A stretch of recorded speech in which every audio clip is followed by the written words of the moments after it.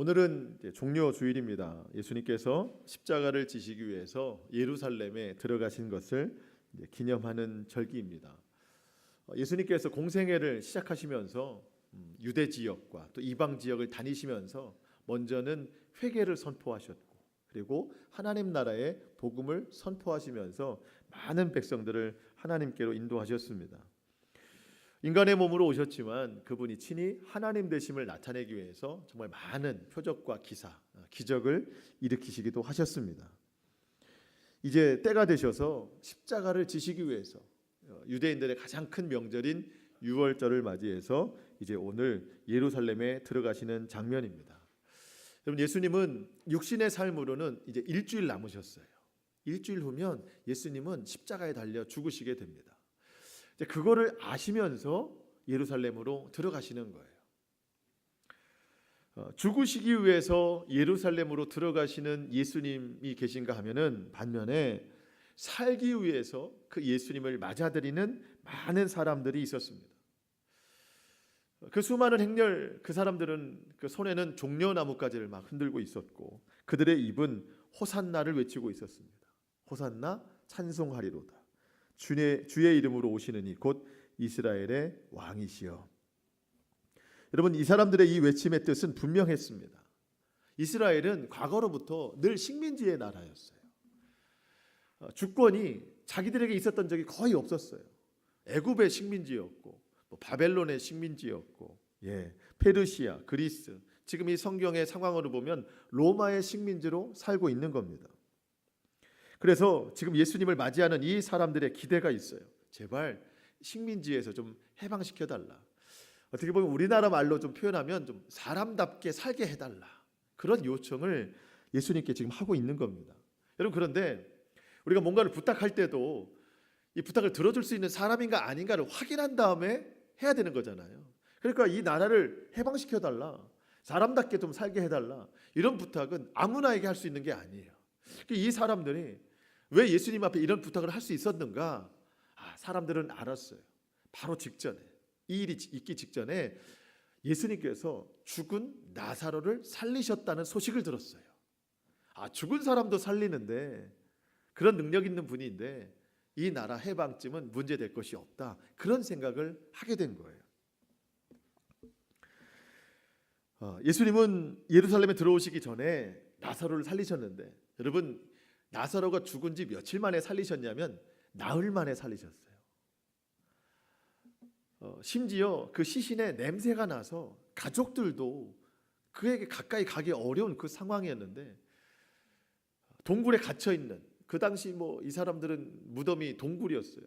돌로 막아놨었습니다. 그 앞에 가서 예수님이 나사로야 나와라 이렇게 외치니까 나사로가 나왔어요. 성경에 뭐라고 표현되어 있냐면 요한복음 11장 44절에 죽은 자가 수족을 배로 동인 채로 나오는데 그 얼굴은 수건에 쌓였더라. 여러분, 손과 발을 배로 쌓아놨어요. 우리나라 과거에 이제 염이라고 하지 않습니까? 그것처럼 손과 발을 배로 다 쌓아놨어요. 얼굴은 수건으로 가려놨습니다. 근데 그 모습으로 사람들 앞에 막 뚜벅뚜벅 나오더라는 거예요. 얼마나 놀라운 장면입니까 이게. 그래서 예수님께서 한마디 더 하시는데, 풀어놓아 다니게 해라. 손과 발에 묶여있는 것을 다 풀어줘라. 수건도 다 풀어줘라. 다니게 해라. 정말 놀라운 일입니다. 죽은 지 4일 된 이 시신이죠. 사실은 냄새까지 나서 참 역겨운 정도의 그 시신이었는데 예수님께서 그를 살려내셨어요. 처음에 사람들이 예수님의 이 능력을 보고 굉장히 놀랐습니다. 예수님에게 관심이 다 갔었어요. 그러면서 이 관심이 점차 어디로 갔냐면 나사로에게로 갔어요. 생각해 보니까 나사로가 너무 궁금한 거예요. 나사로가 만나고 싶은 거예요. 그리고 얼마나 질문하고 싶은 게 많겠어요. 여러분 생각해 보십시오. 여러분, 죽은 지 4일 만에 다시 살아난 사람이 옆에 있다 그러면 여러분 질문하지 않겠어요? 기분이 어떠냐? 몸 상태는 좀 어떠냐? 아마 어떤 분은 냄새도 맡아볼 거예요. 그 냄새가 아직도 나는지, 얼굴의 상태가 예전과 같은지, 4일 동안에 있었던 기억이 나는지, 아마 궁금한 게 너무 많을 거예요. 사람들의 관심이 온통 다 나사로에게 쏠려 있습니다. 이런 유월절 명절이에요. 어떤 기록에 보면 수십만, 수백만이 유월절을 지키러 예루살렘에 모였다고 했는데 그 중에 많은 사람들이 예수님에게도 관심이 있었지만 나사로에게도 관심이 있었습니다. 여러분 우리가 오늘 본문 읽지는 않았지만 여러분 9절 말씀 한번 보실까요? 12장 9절 말씀 보시면 유대인의 큰 무리가 예수께서 여기 계신 줄 알고 나아오니 이는 예수만 보기 위함이 아니요 죽은 자 가운데서 살리신 나사로도 보려 함이로라. 정말 나사로의 인기가 엄청납니다. 그에게 관심이 많아요. 지금 예수님께서 예루살렘으로 입성하고 계시는데 수많은 행렬이 예수님을 맞이하고 있는데 이 행렬에 속한 사람들 중에는 세 부류의 사람이 있어요. 죽은 나사로, 예수님이 살리시는 그 현장에 직접 있었던 사람들도 이 행렬에 있었고, 또 나사로 역시 유월절을 지키기 위해 예루살렘에 내려왔는데 예루살렘에 내려온 이 나사로를 거기서 목격한 사람들이 있습니다. 그러면서 어떤 사람들은 죽었다 살아났을 때 본 것도 아니고 이 유월절에 내려온 나사로를 직접 본 것도 아니고 이렇게 직접 본 사람들이 이야기를 전해줘서 그 얘기를 들은 사람들도 이 행렬 가운데 있더라는 겁니다. 여러분 그것이 오늘 보면 17절인데요. 17절 말씀 보시면 나사로를 무덤에서 불러내어 죽은 자 가운데서 살리실 때에 함께 있던 무리가 증언한지라.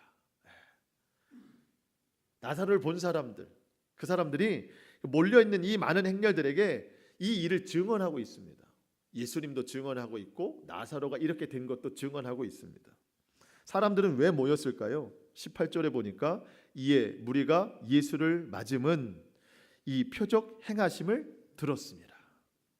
주님이 죽은 나사로를 살리셨다는 그 표적을 들었기 때문에 이 사람들이 지금 긴 행렬 가운데 예수님을 맞이하고 있더라는 겁니다. 이 긴 행렬 가운데 사람들이 막 수군수군 대는 거예요. 저 사람이야. 저분이 나사로를 살리셨어. 저분이 우리를 구원하실 분이야. 저분이 이 나라를 해방시킬 분이야. 사람들은 그렇게 이야기를 했어요. 여러분 사람들 생각 속에는 온통 아마 그 생각일 겁니다. 죽은 사람도 살리신 분인데 이 나라 해방 못 시키겠나. 죽은 사람도 살리셨는데 산 사람 소원 못 들어주시겠나. 나 좀 잘 살게 안 해주시겠나. 그 생각 많이 했을 겁니다. 그 생각으로 예수님을 지금 맞이하고 있다는 거예요. 그러면서 외치는 외침이 뭐예요? 호산나 찬송하리로다. 주의 이름으로 오시는 이 곧 이스라엘의 왕이시여. 저분이 진짜 우리의 왕이시다. 이 민족을 해방해 주실 분이시다. 나를 좀 사람답게 살게 해주실 분이 저분이시다 하면서 입술로는 호산나를 외치고 손으로는 종려나무가지를 막 흔들고 있는 겁니다. 여러분 그런데 그분이 들어오시는데 이 들어오시는 입장을 보면서 그들의 눈을 의심하지 않을 수가 없었어요. 아니 호산나 외치는 이 찬송 소리, 그리고 사람들이 믿고 있는 이 굳은 의지, 이것과는 달리 그분이 타고 오시는 게 뭐예요? 지금 어린 나귀를 타고 오시는 거예요. 정말 멋있는 말을 타고 오셔야 이게 뭔가 성립이 되는데 이 눈을 의심하지 않을 수가 없어요. 어린 나귀를 타고 오시더라는 겁니다. 14절에 보니까 예수는 한 어린 나귀를 보고 타시니, 아마 여러분 사람들은 그 장면을 보면서도요 자기 눈을 의심하면서도 또 하나를 기대했을지 몰라요. 뭘까요? 저 나귀가 곧 말로 변할 것이다. 아마 분명 그럴 거야. 예수님이 또 기적을 행하시려고 일부러 저거 타고 오시는 걸 거야. 죽은 사람도 살리는데 저 나귀쯤 말로 하나 변화시키는 거는 뭐 큰 문제도 아니겠지. 좀 기다려봐. 곧 변할 거야. 근데 사람들의 기대와는 달리 예수님은 끝까지 나귀를 타고 들어가셨어요. 여러분 왜 예수님은 어린 나귀를 타고 예루살렘으로 들어가셨을까요? 두 가지 이유를 우리가 좀 살펴볼 수 있는데, 첫 번째는 예수님은 메시아로 오신 것뿐이지 영웅으로 오신 게 아니라는 거예요. 사람들은 영웅을 기대했어요. 다윗과 같은 멋있는 왕, 이 나라를 해방시켜 줄 수 있는 그 영웅, 나를 좀 사람답게 살게 해달라는 그 멋있는 영웅을 기대했는데, 그럼 예수님은 메시아 그리스도로 예루살렘에 들어오셨습니다. 오늘 본문 바로 뒤에 예수님이 뭐라고 말씀하시냐면, 한 알의 밀이 땅에 떨어져 그대로 있으면 그냥 그대로 있을 뿐이지만 그 밀이 썩어 죽으면 많은 열매를 맺는다. 예수님은 지금 한 알의 밀알로 예루살렘에 들어오시는 겁니다. 여러분, 구세주, 구원자는 자기가 죽지 않으면 사람들을 구원하실 수가 없어요. 하지만 영웅은 절대 죽어서는 안 됩니다. 죽으면 사람들에게 실망감만 줘요. 끝까지 살아서 사람들을 잘 살게 해주는 것이 영웅입니다. 사람들은 그런 영웅을 기대했어요. 하지만 예수님은 영웅이 아니라 구세주로 예루살렘에 들어오셨습니다. 그래서 그에 합당한 어린 나귀를 타고 들어오시는 거예요. 평화의 상징, 겸손의 상징, 그 나귀를 타고 예수님이 들어오시더라는 겁니다. 사람들은 끝끝내 이 어린 나귀가 말로 변하지 않자, 예수님이 죽으신다고 말씀하시자 그들이 들고 있던 종려나무가지를 내려놓고 돌을 들기 시작했습니다. 예수님을 죽이라는 거예요. 잘 살길 바랬던 자기들의 어떤 기대가 다 물거품처럼 사라지니까 그 예수님을 죽이라는 거예요. 십자가에 못 박으라는 겁니다. 사람들은 무지했어요. 무엇이 정말로 자기를 위하는 것인지 사람들은 알지 못했습니다. 또 한 가지, 예수님께서 어린 나귀를 타고 예루살렘에 들어가신 이유는 하나님의 말씀이 그대로 응하게 하시려고 나귀를 타고 들어가셨습니다. 스가랴 9장 9절 말씀, 오늘 본문에는 15절의 말씀이 기록되어 있는데, 보라 너희 왕이 나귀 새끼를 타고 오신다. 아주 오래전에 스가랴 선지자를 통해서 오늘 이 장면이 미리 예언이 됐습니다. 하나님께서 그 말씀을 주신 것이죠. 예수님은 다른 선택하지 않았습니다. 하나님이 이미 말씀을 주셨기 때문에 그 말씀에 순종하고자 기록된 대로 어린 나귀를 타고 예루살렘으로 들어가셨습니다. 여러분, 믿음의 사람들은 자신의 삶이 말씀대로 이루어지기를 바라는 삶이어야 되고, 지금 살아가고 있는 이 삶도 말씀이 응하고 있다고 하는 것을 분명히 믿으면서 살아가야 됩니다. 여러분, 말씀이 살아있는 삶에게는요 절대로 우연이라는 게 없습니다. 여러분, 지금 우리가 지나가는 이 삶, 때로 어려움이 찾아오고 고난이 찾아오지만 그게 우연히 찾아온 게 아니에요. 말씀이 그대로 응하게 하는 것입니다. 우리가 그걸 믿어야 됩니다. 말씀에서 이유를 찾고 또 말씀으로 앞으로 살아갈 이유를 찾아가야 되는 거예요. 여러분, 말씀이 그대로 내게 응하는 삶이라고 하는 것은 정말로 큰 축복입니다. 그것이 비로소 하나님과 내가 관계 있는 삶이라는 것을 보여주는 거예요. 여러분, 예수님이 나귀를 타고 예루살렘으로 들어가는 것은 하나님의 말씀이 그대로 응하여지는 건데, 그것이야말로 하나님과 예수님이 관계에 있다, 그것을 보여주는 것이거든요.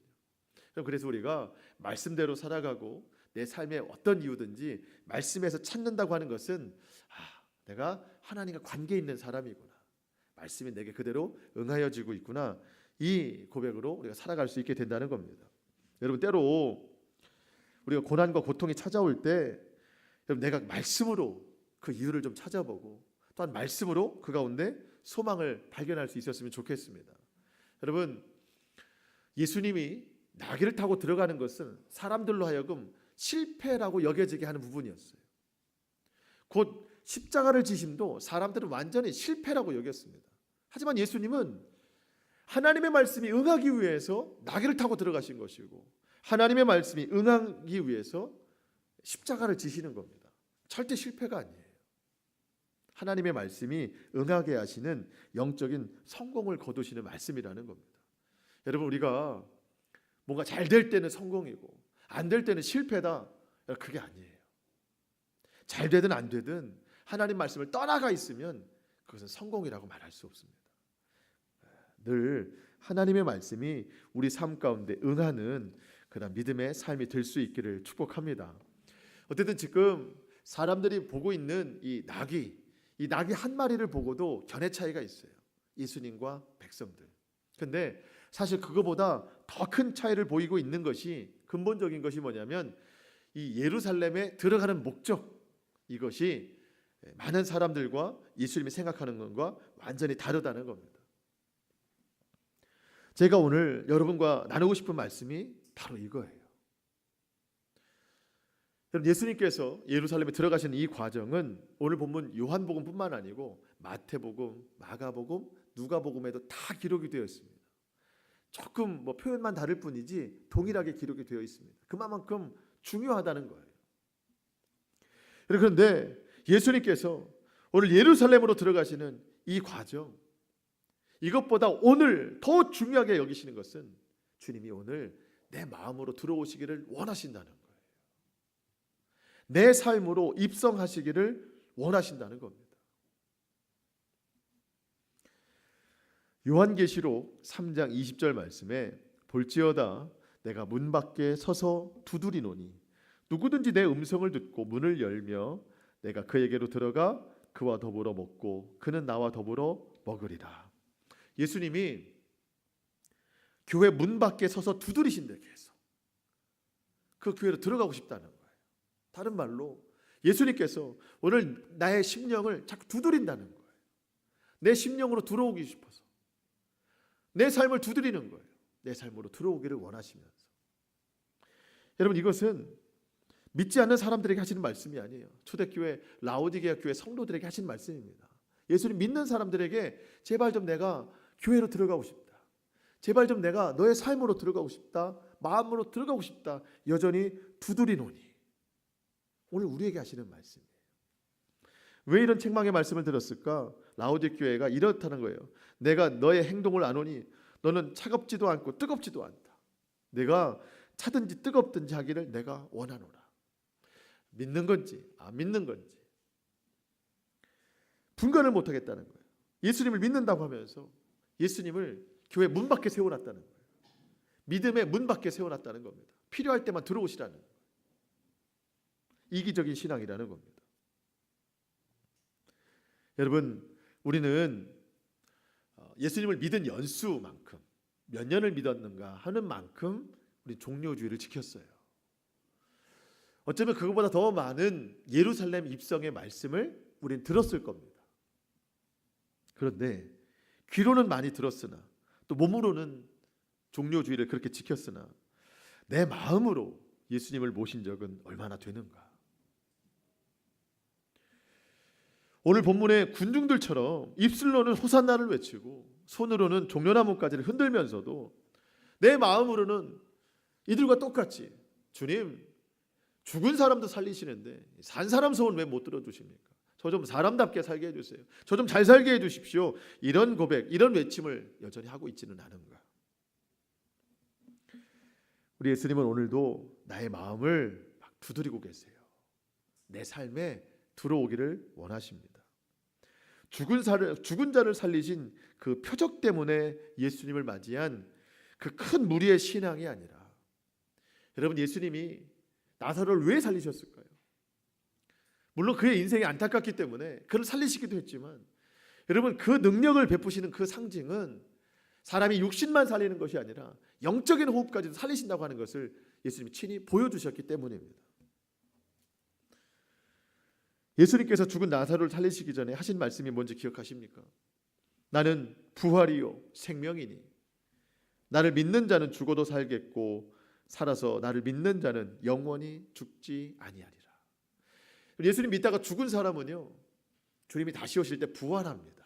그런데 이 살다가 예수님 맞이한 사람은요, 참 생명이 계속 이어진다는 거예요. 제가 지난주도 말씀드렸지만, 여러분, 우리가 호흡하면서 산다고 해서 이 호흡이 진짜가 아니라는 거예요.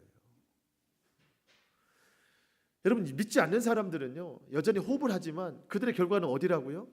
지옥이에요. 여러분, 지옥으로 한 걸음 한 걸음 가는 인생이 진짜 생명입니까? 우리는 예수님을 믿음으로써 하나님 나라를 향해 가는 거예요.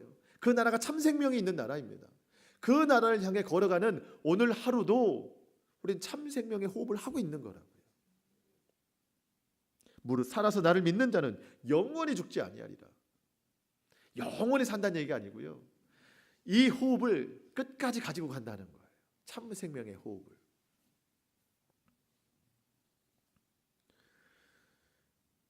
여러분, 오늘 예수님께서 이 예루살렘에 들어가시는 이유가 이제 곧 십자가를 지심으로 인류의 모든 죄를 대속하셔서 그 주님을 믿는 믿음 있는 자에게는 생명에서 생명으로, 영원에서 영원으로 인도하시기 위함입니다. 여러분, 우리가 그 주님의 뜻을 받아들여야 돼요. 여러분, 우리가 살면서 힘들고 어려움이 찾아옵니다. 여러분, 그것은 단지 눈에 보이는 상황 때문이 아니에요. 생각해 보면 예수의 생명이 나에게 없기 때문에 그렇습니다. 어쩌면 내가 여전히 종려나무까지 흔들고 있는 그 행렬 속에 속한 인생이고, 예수를 믿노라 하면서 여전히 예수님을 문 밖에 세워둔 인생이면서, 말씀대로 살기를 원하면서 때로는 말씀을 내 유리한 뜻대로 갖다 맞추는 인생인지도 모르겠어요. 오늘 다시 한번 내 마음 들어오기를 원하시는 그 주님, 마음의 문을 열어 주님 맞이할 수 있기를 축복합니다. 말씀을 준비하면서 제 스스로에게 참 여러 번 질문했어요. 예수님, 나에게 어떤 분이신가? 내가 예수님을 믿는 이유가 무엇인가? 여러분, 예수님 여러분에게 어떤 분이십니까? 여러분, 예수님 왜 믿으십니까? 너무나도 기본적인 질문이죠. 뭐 그렇다고 선뜻 대답도 안 나와요. 생각해보다가 대답이 제 스스로도 나왔는데 이건 너무 교과서적인 대답이에요. 제가 했던 대답은 베드로가 이미 했더라고요. 주는 그리스도시요 살아계신 하나님의 아들이십니다. 여러분, 베드로가 한 고백 나도 할 수 있고, 그 고백을 내가 외운다고 해서 내가 그 삶을 살고 있는 것은 아니더라고요. 내가 예수님을 왜 믿는가? 예수님을 어떻게 알고 있는가? 교과서적인 대답은 할 수 있었지만 그것이 내 삶의 실제는 아니더라는 거예요. 여러분, 우리가 한 끼의 식사, 음식을 먹어도 몸이 지탱할 수 있는 힘을 주는데, 여러분, 예수님을 믿는데도 내 삶이 나약해지고 힘들고 두려움에 차 있는 것은 여러분, 그 예수의 생명이 내 안에 진짜로 없기 때문이라는 사실을 알게 된 거예요. 내가 예수님을 왜 믿는가? 예수님 누구인가? 교과서적으로 답은 할 수 있지만 그 내 대답이 내 삶의 실제가 아니라는 것을 알 수 있더라는 겁니다. 여러분, 그래서 예수님이 오늘도 우리의 마음을 또 두드리시는 거예요. 예수의 생명으로 살아라. 믿는다고 하지만 진짜 믿어라. 마음에 모셔드려라. 오늘 참된 종료주의를 우리 보고 맞이하라는 거예요. 우리 인생이 언제 가장 아름답고 생동감이 있을 때 생각해 보면 예수 그리스도 안에 있을 때 그렇다는 것을 알게 됩니다. 자, 여러분, 물고기 어디에 있을 때 가장 생동감이 있어요? 물속에 있을 때, 바다에 있을 때. 그렇죠? 예. 도마 위에 있으면 얘가 힘이 빠져 있잖아요. 물고기는 그렇잖아요. 예. 바다에 있을 때, 물속에 있을 때 생동감이 있어요. 여러분, 숲속에 있는 짐승들, 동물들, 거기에 있을 때 가장 활동을 잘하잖아요. 예. 동물원 안에 있으면 괜히 힘든 척해요. 힘이 빠져 있죠. 왜냐하면 자기가 살던 곳이 아니잖아요. 진짜 뭐 밀림이나 정글이나 자연 세계에 있을 때, 산 속에 있을 때 짐승들은 가장 생동감이 있습니다. 여러분, 날아다니는 새 어디에 있을 때 가장 아름다워요? 공중에 날아다닐 때. 아, 정말 아름답다 느껴지는 거예요. 저마다 자기의 환경이 있습니다. 있어야 될 자리가 있어요. 그렇다면 우리는 어디에 있을 때 가장 아름답고 생동감이 있을까? 예, 어딘가요? 하나님 안에 있을 때, 그리스도 안에 있을 때, 그때 진짜 사람다운 거예요. 여러분, 주보 혹시 좀 보시면 맨 뒤에서 앞에 장 보시면 말씀 기록이 되어 있는 공간이 있습니다. 거기에 4번을 보시면 창세기 2장 7절 말씀이 기록이 되어 있습니다. 보셨습니까? 창세기 2장 7절 말씀을 우리 한번 같이 읽어보도록 하겠습니다. 시작. 여호와 하나님이 땅의 흙으로 사람을 지으시고 생기를 그 코에 불어 넣으시니 사람이 생명이 되니라. 아멘. 자, 여러분, 땅이라는 단어 나오죠. 여호와 하나님이 땅의 흙으로 할 때 땅, 이 땅이 히브리 원어로 보면 아다마라는 뜻이에요. 아다마라는 외침입니다. 아다마. 이 누가 누구를 부르는 것 같죠? 누가 부르는 것 같아요? 하나님이 아담을 부르실 때 아다마 그러잖아요. 참 놀라운 것은 여러분 이 땅이라는 히브리 단어가 아다마인데 이 아담이라는 이름의 본래의 뜻이 이 단어에서 근원이 됐다는 거예요. 이게 아다마라는 단어가 자꾸 파생이 돼서 아담이라는 뜻이 됐다는 겁니다. 이름이 됐다는 겁니다. 자, 그러면 아담이라는 이 이름은 본래 어떤 단어에서 왔냐면 땅이라는 단어에서 온 거예요. 땅이라는 단어에서. 본래 사람은 흙으로 지어졌습니다. 흙으로 지어졌어요. 여러분, 하나님이 사람의 모양을 흙으로 지으셨습니다. 사람이라고 할 수 없어요. 사람의 모양일 뿐입니다. 여러분, 언제 사람이 됐습니까? 그 코에 생기를 불어넣어 주셨을 때.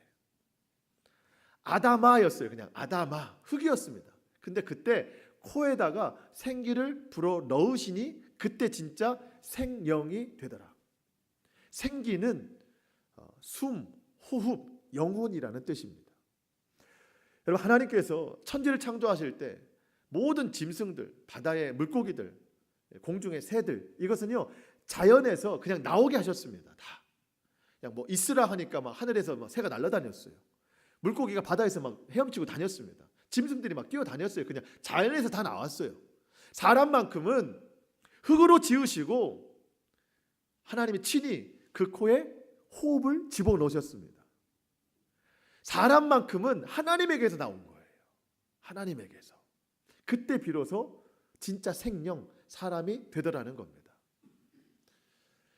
여러분, 사람이 하나님을 떠나면 그때부터는 그냥 흙이에요. 그냥 흙입니다. 흙. 하나님의 영을 받지 않고 하나님의 생명에서 떠나면 그때부터는 그냥 흙이에요. 흙. 왜냐하면 아담아 흙으로 지어졌기 때문에 그래요. 하나님과 관계에 있어서 하나님의 영이 그 숨으로 들어갔을 때야 비로소 사람이 되는 거예요. 그렇지 않고 하나님을 떠나면 그리스도의 영이 없으면 그냥 흙에 불과한 연약한 존재예요. 여러분, 예수님이 오늘 왜 우리의 심령으로 들어오시려고 하십니까? 흙으로 살지 말라는 거예요. 사람의 모양으로만 살지 말라는 거예요. 진짜 사람으로 살라는 거예요. 호흡 있는 인생, 영이 있는 인생으로 살라는 겁니다. 하나님 안에 있지 아니하면, 그리스도 안에 있지 아니하면 우리는 얼마나 가벼운 존재인지 몰라요. 땅의 흙으로 창조하셨을 때 이 땅이라는 단어가 아다마이고 흙이라는 단어는요 먼지, 티끌이라는 거예요. 그러니까 우리는 뭐 흙도 아니고 먼지, 티끌이에요. 그냥 가벼운 존재, 연약한 존재, 가치 없는 존재였었습니다. 주님이 없으면 우리는 그렇다는 거예요. 제가 얼마 전에 창고를 제가 좀 정리하다가 출처를 알 수 없는 아이들 미술 시간에 쓰는 찰흙 한 박스를 좀 본 적이 있어요.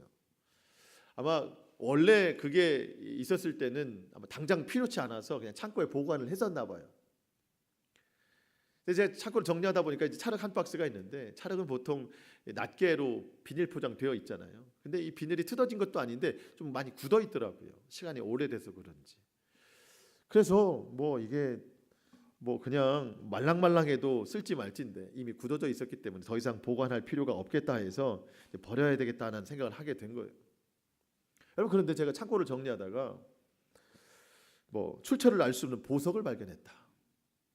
아마 이 보석이 처음 있었을 때는 당장 쓸 필요가 없어서 창고에 보관했나 보다 하다가 지금 당장도 이 보석은 쓸 필요가 없는데 해서 제가 버릴까요?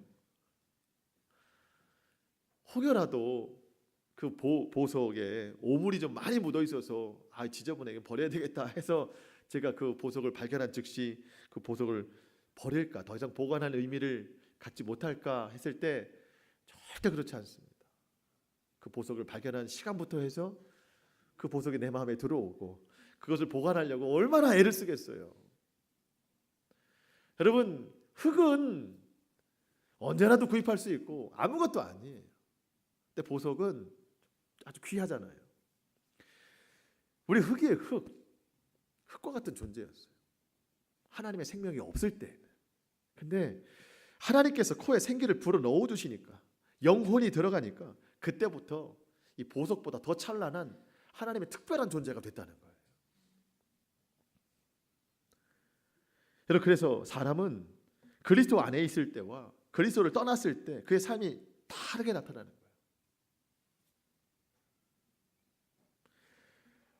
오늘 주님이 예루살렘 들어가시는 것보다 더 중요하게 내 삶으로 왜 들어오신다고요? 더 이상 흙으로 살지 말라는 거예요. 그리스도 안에 있을 때 가장 아름다운 인생임을 회복하게 하시려고 오늘 우리의 심령 가운데 찾아오신다는 겁니다. 들어오시는 예수님을 맞이할 때 주님, 죽은 나사로 살리신 분이 왜 내 인생 이렇게 만들어 두셨습니까? 저 좀 잘 살게 해주십시오. 여러분, 이런 외침이 아니라 죄로 죽을 수밖에 없었던 내 인생인데 십자가에 달려 죽으심으로 내 모든 죄를 다 사하신 영원한 생명을 주시는 그 주님 앞에 호산나, 진짜 찬송의 이름을 우리가 외칠 수 있어야 된다는 겁니다. 우리 주님이 한 알의 밀알이 되셔서 기꺼이 본인이 죽어야 나를 살리실 수 있다고 믿으셨기 때문에, 여러분, 내 죄가 얼마나 많은지 지금 예수님을 맞이하는 그 행렬, 이 사람의 숫자보다 더 많은 것이 내 죄예요. 그 죄를 주님이 해결하시려고 오늘 십자가를 지시러 예루살렘으로 들어가십니다. 오늘 우리가 이 사실을 깨닫는 게 중요합니다. 16절 말씀 보니까 제자들은 그때는 그거를 이해하지 못했다는 거예요. 예수님이 왜 예루살렘 들어가시는지, 들어가시면은 사람들이 죽일 줄 뻔히 아시면서 왜 예루살렘 들어가시는지, 왜 나귀를 타고 들어가시는지 알 수 없더라는 거예요. 근데 나중에, 여러분, 이 글이 기록된 건 나중 일이잖아요. 나중에 알더라. 성령이 깨닫게 하시더라. 그렇게 16절에 기록이 된 것처럼, 여러분, 오늘 우리가 이 예루살렘에 들어오시는 예수 그리스도, 내 마음에 왜 들어오시는지 나중에라도 알 수는 있지만, 여러분, 오늘 아는 것이 중요합니다. 그래야 내가 오늘부터 진흙 인생이 아니라 참 인생 살아갈 수 있기 때문에 그렇습니다. 오늘 우리 심령에 찾아오시는 예수 그리스도를 진정으로 맞아들이기를 소망합니다. 호산나, 종려나무까지 그 행렬, 그거 벗어버리고 우리 주님이 왜 들어오시는지 그 본래의 목적을 깨달아서, 그 목적대로 우리가 예수님 맞아들이기를 소망합니다. 그동안 예수님 믿었기 때문에 믿어왔을 뿐이지, 내가 왜 예수님 믿는지, 내가 왜 교회를 나가고 있는지, 오늘처럼 왜 예배를 드리고 있는지 불분명했던 내 신앙 다시 한번 오늘 깨닫고 예수님이 누구신지, 내가 예수님을 왜 믿는지를 우리가 분명하게 깨닫는 그런 인생 될 수 있기를 축복합니다. 그래서 이제까지 우리가 정말 많은 종료주의를 지켰고 예루살렘 입성 말씀 들었지만, 이제 정말 새롭게 내 인생 찾아오시는 그분 맞이해서 정말 가장 복되고 가장 아름답고 가장 의미 있는 오늘 종료주일 될 수 있기를 축복합니다. 그래서 이제부터 우리의 삶이 그리스도 안에서 새로운 힘과 능력을 가지고 살아가는 저와 여러분의 귀한 삶이 될 수 있기를 주님의 이름으로 축원합니다. 아멘. 기도하겠습니다.